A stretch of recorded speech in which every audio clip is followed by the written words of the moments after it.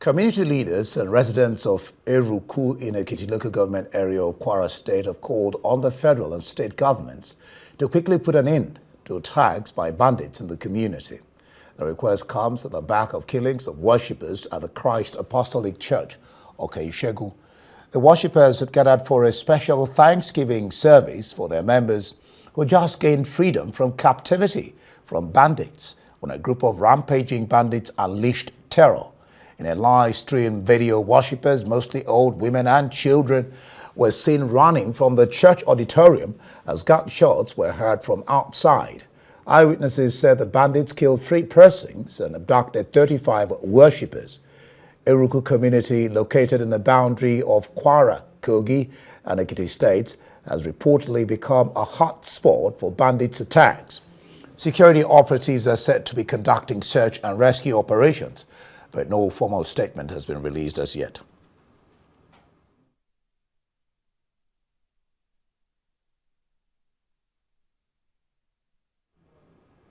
Meanwhile, the Kwara State Governor, Malam AbdulRazaq's, has sought more urgent security deployment to the Ekiti local government area, especially the Eruku axis, to immediately curtail the new wave of attacks in that area.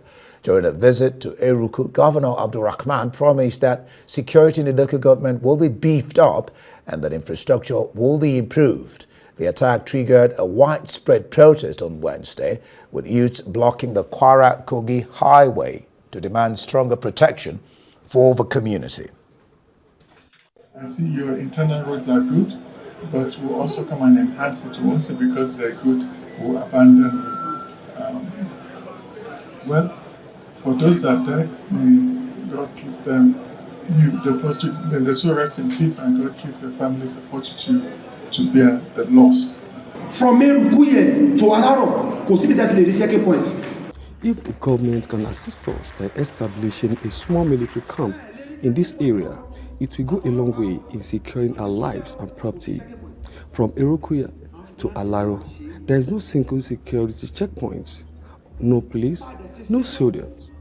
Only we, the vigilante group, are doing the work and will receive no support except the little contribution from community members to buy bullets and other basic items to protect ourselves.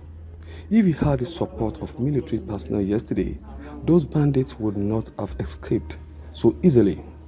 The people they abducted were taken out of the community in broad daylight.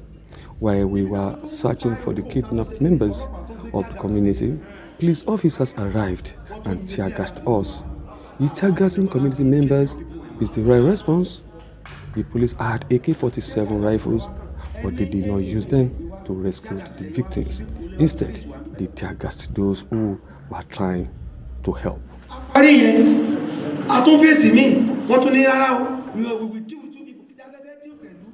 All right, and joining us on the line from Kwara State is Arise News correspondent Oluseyi Dasilva. Oluseyi is on the way back from Eruku, where he went to report the killings on that way. All right, we do have Oluseyi on the line. Now, Oluseyi, glad to have you join us on Arise News. We know, from what we know, 3 have been killed, 35 worshippers abducted.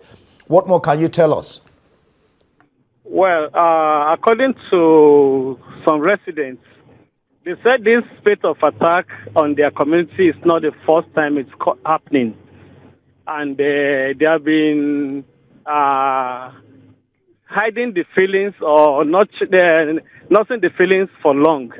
But this time around, the attack on the church and the kidnapping of 35 give them an outburst, and eventually they have to block the main road between Ilorin and Kaba Expressway, and several commuters were left stranded since around 10 o'clock in the morning. Yeah, I know. We know that there was a protest. What is the state of that now? Have they left the road, or is the protest still going on before we get to the governor? The governor's arrival to the scene was able to dose tension, and the youths decided to release the road, and everything is now cleared. All vehicles are now moving from Ilorin to Waskaba axis without any hitch henceforth. We know that the governor, Malam AbdulRazaq, has visited the area and he's talked about having more infrastructure and more urgent security deployment to Ekiti local government area. I mean, that area, Eruku axis. What more can you tell us about the governor's visit? Yes, the governor's visit opened the eyes of the people to the efforts of government so far. And like they requested, the governor also acceded to their request that I promised to assist them in all the requests placed before him, especially the issue of security and making donations towards all infrastructural requirements, especially the fact that teachers in the axis have decided to run away for fear of kidnap. So there is efforts by the government to encourage the teachers so that they'll be able to stay back on their work. One wouldn't know. Have you in anywhere at all had any audience with relatives of those who lost their lives or those who were kidnapped? Yes. There are people that I was able to speak with. They were lamenting about there's a man whose wife and 2 children were kidnapped. And there's another one of the youths who said his mother went to church and has not been back to church, back home since yesterday. But that they have been calling her, the phone has been ringing. Her dead body has not been found. That means she's part of those who were kidnapped. And there's another man also, even one of the chiefs in the community has his child kidnapped also. So it's an issue that cuts across almost all families in the Eruku city, as they call their city. And what's the area like now? I mean, in terms of how people are responding or reacting to this incident?